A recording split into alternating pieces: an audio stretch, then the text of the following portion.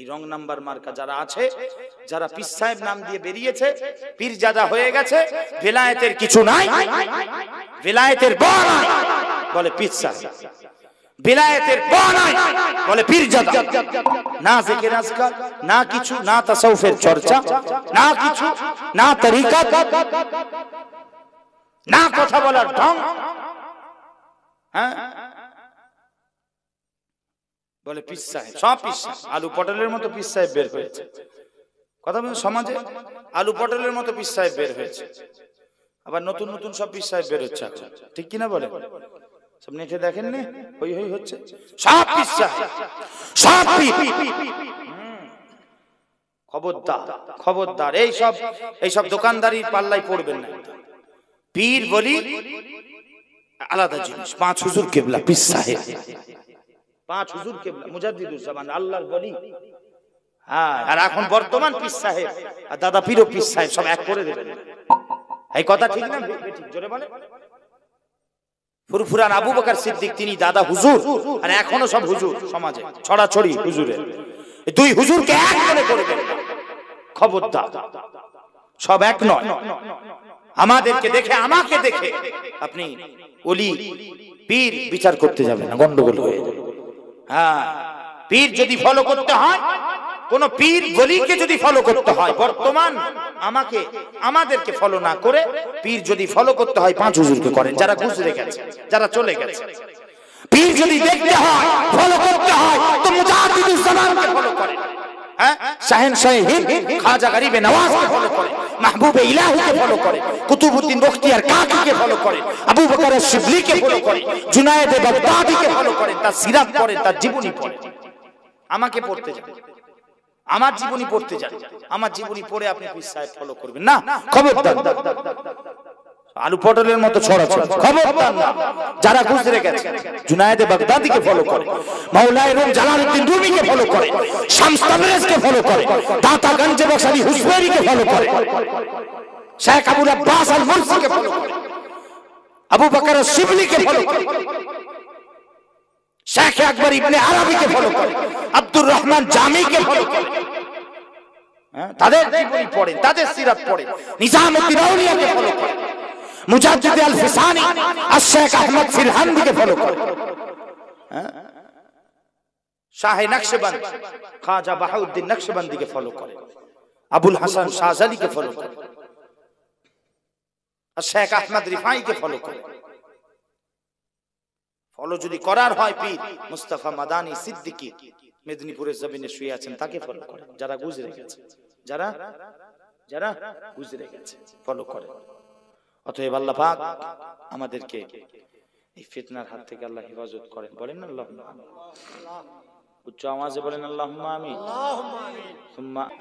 বলে হুজুর নিরক্ষর ছিল, মাআদাল্লাহ। কে বলে নবী লেখাপড়া জানতেন না, কে বলে নবী লিখতে জানতেন না, কে বলে নবী পড়তে জানতেন না, কে বলে নবী অমুক ছিল। সব হুজুরকে নিয়ে দেখেন আল্লাহ পাক নানা রকম এইসব ফিতনার হাত থেকে আল্লাহ আমাদেরকে হেফাজত করেন। বলেন আল্লাহুম্মা আমিন। কমিটি ছেলেরা বুঝতে পারি কত একদম নয়, খবরদার নিয়ে চলে আসেন, নিয়ে চলে আসেন, তাড়াতাড়ি নিয়ে আসেন, দেরি করেন না, যান আসেন এদিকে দেখে। অতএব এই সব ফিতনার হাত থেকে হেফাজতে থাকে আল্লাহ পাক রাখেন, আর আপনারাও বেঁচে থাকবেন। খবরদার বলে দিলাম, খবরদার, সে যেই হোক। আমি যদি হয়, আমি যদি পীরজাদা হয়, তো আমাকে ছুঁড়ে ফেলে দেবে, আমাকে ছুঁড়ে ফেলে দেবেন, হাবিবুল্লাহকে ছাড়বেন না। আমি সকল সময় বলি, আমি মুহাম্মদ সাউদ সিদ্দিকী, আমাকে ভালো লাগে না, যান ছুঁড়ে ফেলে দেন আমাকে, কিন্তু আল্লাহর কসম হাবিবুল্লাহকে ছাড়বেন না, আঁকড়ে ধরে, মজবুতির সাথে ধরে। সব কথাতে তো একমত আমরা। নবী পাক উম্মি ছিলেন মানে মানতে হবে। নবী পাকের শিক্ষক দুনিয়াতে কেউ ছিল না, একমাত্র আল্লাহ ছিলেন মানে মানতে হবে। কিন্তু রাসূলুল্লাহ নিরক্ষর, এই শব্দ আমরা মেনে নিতে পারি না, মানতে পারবো মৃত্যু পর্যন্ত। ঠিক কি না বলে? হ্যাঁ, এই সব শব্দ চয়ন আমরা করব, কে করেছে দেখার দরকার, অমুক করেছে, অমুক হুজুর করেছে, তমুক হুজুর করেছে, তাদের ইজতিহাদি ভুল, এটা তাদের ভুল ছিল, তারা ফেরেশতা নয়। নবী পাকের শানে গুস্তাখিমূলক কোন কথাবার্তা শব্দ আমরা মেনে নিতে পারবো? জোরে বলেন না। না অমুক হুজুর লিখেছে, হ্যাঁ বলে ডাক্তার শহীদুল্লাহ দাদা পীর সাহেব কেবলার খলিফা লিখেছেন। হ্যাঁ কি লিখেছেন, কেন লিখেছেন? উনি তো আর হায়াতে নেই, হায়াতে থাকলে জানতো। উনি ভাষাবিদ ছিলেন, 18 ভাষার পণ্ডিত ছিলেন। উনি কি পরিপ্রেক্ষিতে ও একটা মানছ আরেকটা মানো না কেন? উনি অনেক মাসালায় আমাদের সঙ্গে ওনার বিরোধ ছিল, আমাদের সঙ্গে বিরোধ ছিল, তাহলে কি করবেন? আমার জানা মতে উনি মসজিদে মহিলা পুরুষ একসঙ্গে নামাজ পড়ার কারণে কি করবেন? তাহলে ওটা নিতে হবে তো, তা একটা নেবেন। আমার কাছে রেফারেন্স আছে, আসেন আমি দেখাবো। সর্বপ্রথম বাংলার জমিনে জুলুসের প্রচলন যিনি করেছেন তিনি মুজাদ্দিদুজ জামান হুজুরের খলিফা আল্লামা ডাক্তার শহীদুল্লাহ রাহমাতুল্লাহ আলাইহি। জোরে বলে হ্যাঁ রাদিয়াল্লাহু তাআলা আনহু তিনি করেছেন। তাহলে সেটাও নিতে হবে, সেটাও নিতে হবে। তাহলে নাও দেখি, খবরদার আসেন, এই সবগুলো আমরা মেনে নিতে পারি না, এগুলোর বিরোধী। আর সব দেখেন হাবিবুল্লাহকে নিয়ে। তুমি যেই হও, আমরা চিনি, কথা বলে না, কথা বলেন, জোরে বলেন, আমরা চিনি, জোরে বলেন, আমরা চিনি না। আমরা হাবিবুল্লাহকে চিনি, যে রাসূলুল্লাহর পক্ষে আমরা তার পক্ষে। আমরা দেখব কার বক্তব্যের মধ্যে, হ্যাঁ কার ওয়াজ ও নসিহতের মাধ্যমে রাসূলুল্লাহর আদবের কথা পাওয়া যাচ্ছে, রাসূলুল্লাহর মুহাব্বতের কথা পাওয়া যাচ্ছে, ভালোবাসার কথা পাওয়া যাচ্ছে, আদব তাজিমের কথা পাওয়া যাচ্ছে। আমরা সেটা অ্যাকসেপ্ট করব, আমরা নেব সেটা, আমরা সেটা গ্রহণ করব। ঠিক কি না বলে? হ্যাঁ, তুমি যত বড়ই লাট সাহেবের মাঠ হও, তুমি যত বড়ই পীর সাহেব পীরজাদা হও, তুমি যত বড় আলেম হও, একদম মিশর জামে আজহার থেকেও যদি পড়ে চলে আসে, রিয়াদ ইউনিভার্সিটি থেকে পড়ে চলে আসে, কেমব্রিজ অক্সফোর্ড থেকে যদি পড়ে চলে আসে, অন্তরে যদি রাসূলুল্লাহর মুহাব্বত হাবিবুল্লাহর আদব তাজিম যদি না থাকে, তোমাকে আমরা পায়ের জুতো মনে করি, তাও নয়, পায়ের জুতোর ধুলোর যোগ্যও নয়। আর রাস্তার সাইডে বসে থাকা যদি একটা মুচি সুইপার, তার অন্তরে যদি রাসূলুল্লাহর মুহাব্বত থাকে, আদব থাকে, তাজিম থাকে, ভালোবাসা থাকে, আমরা ওই রাস্তার মুচিকে মাথার তাজ বানাতে রাজি আছি। কথা ঠিক না বেঠিক? জোরে বলেন, হ্যাঁ জোরে বলেন, কথা ঠিক না বেঠিক? তুমি যেই হও, আমরা হুজুরকে চিনি, ব্যাস, আর কাউকে চিনি। আজিব ফিতনা, কি যেন সমস্যা হুজুরকে নিয়ে। সব কি বলে ভিখারির বাচ্চা,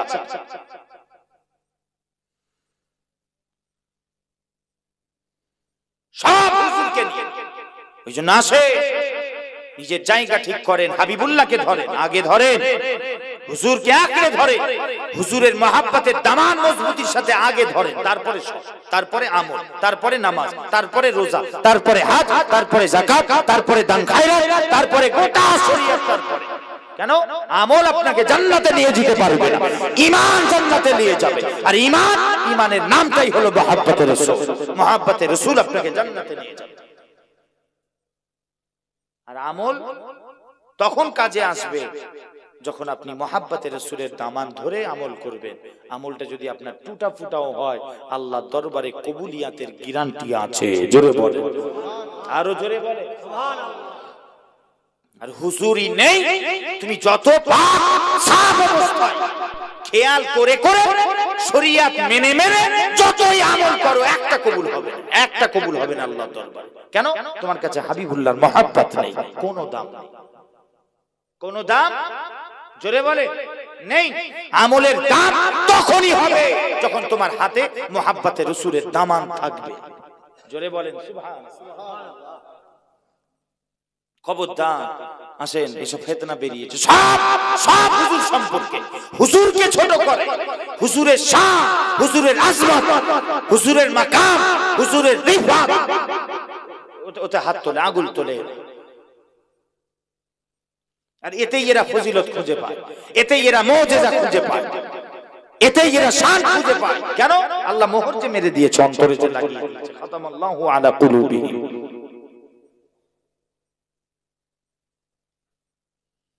শয়তান পেশাব করে দিয়েছে মাথায়, এরা বুঝতে পারবে না আর কি। আন তাহবাতা আমালুকুম ওয়া আনতুম লা তাশউরুন, বুঝতে পারবে না, মোহর মেরে দিয়েছে, হারগিজ বুঝতে পারবে না। এটা পারে না, ওটা পারে না, নবী এটা জানে না, নবী ওটা জানে না, নবী এই করতে পারে না, নবী ওই করতে পারে না, নবীর এই ক্ষমতা নেই, নবী গায়েব জানে না, নবী লিখতে জানে না, পড়তে জানে না, নবীর কোনো ক্ষমতা নেই, নবী বাঁচাতে পারবে না, সব হাবিবুল্লাহ। আমরা মানি, তোমরা তোমাদেরকে মোবারক, তোমরা নিয়ে থাকো, ওটা তোমাদের বানানো নবী, যার কোনো ক্ষমতাই নেই, না বাঁচাতে পারে, না উম্মতকে বাঁচাতে পারে, না গায়েব জানে। হ্যাঁ, আমরা বলি জানেন, তোমরা তো মানো না, নবী লিখতে জানে না, পড়ে, তোমাদের বানানো নবী, আমাদের নবী নয়, আমাদের নবী আলাদা, আমাদের নবী আলাদা। আমাদের নবীজি তিনি লিখতেও জানতেন, পড়তেও জানতেন। জোরে বলেন, কে জানিয়েছেন? আল্লাহ জানিয়েছেন, আল্লাহ শিখিয়েছেন। জোরে বলেন, এটাও নবীজির মুজিজা। নবীজি ক্বাবলা নবুওয়া, তিনি আল্লাহর আদেশ যখন ছিল না, তিনি লিখতেন না, পড়তেন না, তার মানে জানতেন না নয়। ওটাও যেমন রাসূলুল্লাহর মুজিজা, তিনি মৃত্যু বা জাহেরি ইন্তেকালের পূর্বে তিনি কখনো কখনো লিখেছেন, পড়েছেন, এটাও রাসূলুল্লাহর মুজিজা। জোরে বলেন, হ্যাঁ, যাকে নেতা মানে সে নেতাই জানে না বলছে, লিখতেও জানে না, পড়তে জানে না। হাই রে ফাটা কপাল, হাই রে ফাটা কপাল। হ্যাঁ, এই জানে না, বাঁচাতে পারবে না কিয়ামতে, তো সব তোমাদের ওইগুলো নিয়ে থাকো। আমাদের বাবা নবীজি সব ক্ষমতা আল্লাহ দিয়েছেন হুজুরকে, ঠিক না? জোরে বলেন, আরো জোরে বলেন। আমাদের রাসূলুল্লাহকে আল্লাহ সব ক্ষমতা দিয়েছে। আরে কেন দেবেন না? কেন দেবেন না? আল্লাহ তো হাবিবুল্লাহর সাথে পুরো সৃষ্টি জগৎ আল্লাহ তৈরি করেছেন, বানিয়েছেন, সেই হাবিবুল্লাহকে দেবেন না তো কাকে দেবেন? আল্লাহ দিয়েছেন রাসূলুল্লাহকে ক্ষমতা। জোরে বলেন, নবী পাকের নিজের ক্ষমতা নয়, আমরা বলি না নবী পাক আল্লাহ হয়ে গেছেন, মাআদাল্লাহ, না না, আমাদের আকীদা ঠিক আছে, লাম ইয়ালিদ ওয়া লাম ইউলাদ, আল্লাহ খালিক, নবীজি মাখলুক, আল্লাহ স্রষ্টা, নবীজি সৃষ্টি, কিন্তু সৃষ্টির শ্রেষ্ঠ, শুধু শ্রেষ্ঠ নয়, রাসূলুল্লাহ আমাদের সর্বশ্রেষ্ঠ। জোরে বলেন, আমাদের আকীদা অত সহজ নয়। আল্লাহ ক্ষমতা দিয়েছেন, আল্লাহ হাবিবুল্লাহকে ইখতিয়ার দিয়েছেন, হুজুরের কাছে সব ক্ষমতা। হুজুর বাঁচাতে পারবে, হুজুর বাঁচাবে, হুজুর বাঁচিয়েছেন, বাঁচাবে। কবরে আমাদেরকে বাঁচাবেন, হাসরেও বাঁচাবেন, উম্মতকে, গুনাহগার উম্মতকে ধরে ধরে জাহান্নাম থেকে বের করে জান্নাতে নিয়ে যাবেন। জোরে বলেন, হুজুরের ক্ষমতা নেই, তুই মর বেটা, বুঝবি হুজুর কিছু করতে পারবে না, বাঁচাতে পারবে না। আল্লাহর কসম, হাবিবুল্লাহ ওদেরকে বাঁচাবেন না যারা বলে নবীর কোনো ক্ষমতা নেই। নবী কি বাঁচাবে? নবী বাঁচাতে পারে না। আর আমাদের আকীদা যারা রাসূলুল্লাহ বাঁচাবেন, 100 আমাদের বিশ্বাস, আমাদের ঈমান, হাবিবুল্লাহ আমাদেরকে কবরেও বাঁচাবেন, হাসরেও বাঁচাবেন। জোরে বলেন সুবহানাল্লাহ। হুজুরের ক্ষমতা নেই, হুজুরকে ক্ষমতা, হুজুরকে ইখতিয়ার আল্লাহ দান করেছেন। জোরে বলেন, কিসের ক্ষমতা দেননি? আরে যা কারোর কাছে নেই সব হুজুরকে আল্লাহ দান করেছেন। হ্যাঁ, কোন নবী রাসূলকে আল্লাহ যা দান করেনি তার থেকে বেশি আল্লাহ মুস্তাফাকে দান করেছেন। জোরে সাল্লাল্লাহু আলাইহি ওয়া আলিহি ওয়াসাল্লাম, হুজুরকে আল্লাহ ইখতিয়ার দিয়েছেন, হুজুরের কেন ক্ষমতা থাকবে না? হ্যাঁ, বলে হুজুরের ক্ষমতা। মুসলমানের ছেলেরা ও রাসূলুল্লাহর গোলামেরাও কেন ক্ষমতা দেবেন না? দেবেন না। আল্লাহ দিয়েছেন হুজুরকে, আল্লাহ তিনি খোদা, আল্লাহ তিনি খোদা, আল্লাহ তিনি স্রষ্টা, আল্লাহ তিনি মালিক, পরওয়ারদিগার। কিন্তু হাবিবুল্লাহকে আল্লাহ খালক করে, আল্লাহ পাক নিজের নূর থেকে হাবিবুল্লাহকে পয়দা করলেন, নিজের খালকি নূর থেকে, ইরাদাই নূর থেকে, কুদরতি নূর থেকে আল্লাহ পাক তার হাবিবকে সৃষ্টি করে আল্লাহ তার কাছে রেখে দিলেন। আল্লাহ পাক হাজার হাজার বছর যখন বছরেরও যখন কোনো অস্তিত্ব ছিল না, তখন হুজুরকে আল্লাহ নিজের গুণে গুণান্বিত করে নিজের রঙে রাঙিয়ে দিলেন। জোরে বলেন, জোরে বলেন। দিয়ে আল্লাহ আমাদের কাছে 1400 বছর পূর্বে রবিউল আউয়াল মাসে 12 তারিখ সুবহে সাদিকের সময় আল্লাহ আমাদের কাছে আগমন ঘটালেন। জোরে বলেন, আরো জোরে। সেই হুজুরকে আল্লাহ এত ক্ষমতা, এত ইখতিয়ার দান করেছে। হুজুর কি পারেন না, হুজুর কি পারেন না। হুজুর আমার একটা আঙ্গুল মুবারকের ইশারায় চাঁদেরও দুটুকরো করে দিতে পারেন। জোরে বলেন, আরো জোরে বলেন। হুজুর আমার দিন ও দুনিয়ার বাদশা হাবিবুল্লাহ হুজুর আমার আঙ্গুল মুবারকের ইশারায় ডুবা সূর্যকে পুনরায় আসমানে তুলে দেন, উঠিয়ে দেন, উদিত করে দেন। জোরে বলেন, আরো জোরে বলেন। বলে হুজুরের ক্ষমতা নেই কি গো? কিতাব খোলেন, বুখারী শরীফের হাদিসের কিতাব খুলেন, সিয়াসিত্তা হাদিসের কিতাব খুলেন। সাহাবা হুজুররা বলছে একটা ছোট্ট পাত্রের খানা 10 জনও ঠিকমতো খেতে পারবে না। সাহাবা হুজুররা বলছেন ওই ছোট্ট পাত্রের খানায় নবীজি কি যেন পড়ে দাম মুবারক করে দিলেন, ফু মুবারক দিয়ে দিলেন। বাস ওই ছোট্ট পাত্রের অল্প খানা আমরা সাহাবারা রাসূলুল্লাহ 80 জন সাহাবা খাওয়ার পরেও খানা অবশিষ্ট বেঁচে যায়। জোরে বলেন, আর জোরে বলেন সুবহানাল্লাহ। একটা ইশারাতে কি হয়ে যায় নবী পাক, নবী পাক একটা ইশারাতে কি হয়ে যায়। গারে হিরাতে সাইয়্যিদুনা আবু বকর as-সিদ্দিক আফজালুল বাশার হযরত সাইয়্যিদুনা নবী পাকের পরে আফজালুল বাশার যিনি হযরত সাইয়্যিদুনা আবু বকর as-সিদ্দিক রাদিয়াল্লাহু তাআলা ওই গারে ঢুকেছেন। হুজুর আছেন, উনি গমজাদা অবস্থায় আছেন। কি হবে? হুজুরের না কিছু হয়ে যায়, হুজুরের না কিছু হয়ে যায়, হুজুরের না কিছু হয়ে। কাফেররা এসে গেছে মুখের কাছে, বিস্তারিত ঘটনা জানেন। নবীজি বলেন, আবু বকর তুমি গমজাদা হয় না, পেরেশান হও, আমি আছি তো রাসূল। না ইয়া রাসূলুল্লাহ, যদি জানতে বেরোবো কি করে, আমরা এদের হাত থেকে বাঁচবো কি করে, বাঁচবো কি করে? নবীজি বলছেন, আবু বকর দেখো, বলার সাথে সাথে আঙ্গুল মুবারকের ইশারা করেছে। গুহার ভেতর থেকে পাথর ফাঁক হয়ে যায়, সমুদ্র দেখা যায়, আর হাবশির সব সফরে মুসাফিররা সব আসছে, সেগুলো দেখা যায়। নবীজি বলছেন, এই ঢুকবো, এই ঢুকলাম, এইভাবে এই দিক দিয়ে বেরিয়ে যাবো। জোরে বলে, আর জোরে বলে। তোমাকে চিন্তা করতে হবে কোনো ব্যাপার। আরে হুজুরের তো জরুরতই ছিল না। আরে তিনি দিন দুনিয়ার বাদশা, ওগুলো জরুরতই ছিল না হুজুর। হুজুর যদি ওই হাজারো কাফেরদের মাঝখান থেকে রাত্রিতে হিজরতের সময় যদি বেরিয়ে চলে আসতে পারেন, ধুলো মুবারক হুজুর ছুঁড়ে দে, সবারই চোখ অন্ধ হয়ে গেল। হুজুর যদি বেরিয়ে আসতে পারেন, হুজুরের জন্য কোনো ব্যাপার?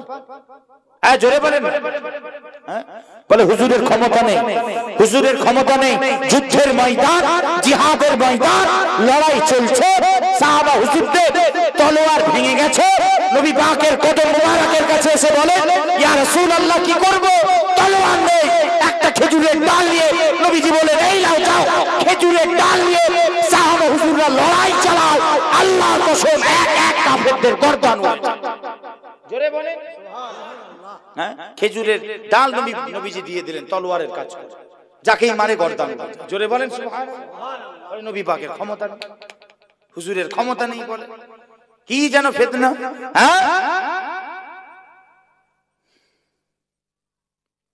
হুজুরকে দাওয়াত করেছেন সাহাবা হুজুরদের মধ্যে থেকে একজন, হুজুর আমার বাড়িতে একটু মেহমান। হুজুর দাওয়াত কবুল করলেন, বাড়িতে গেলেন সাহাবা হুজুরের, হুজুরকে রুমে বসতে দেওয়া হলো, বসলেন। এদিকে সাহাবা হুজুরের বিবি আহলিয়া তিনি রান্নার কাজ করছেন। তো সাহাবা হুজুর ওই হালাল পশু জবাহ করছেন নবীজির জন্য। আর সেই জবাহ করাটা তার দুটো সন্তান ছিলেন, একটা ছোট, একটা একটু বড়। তারা দেখেছেন, ওটা কিতাবে এসেছে।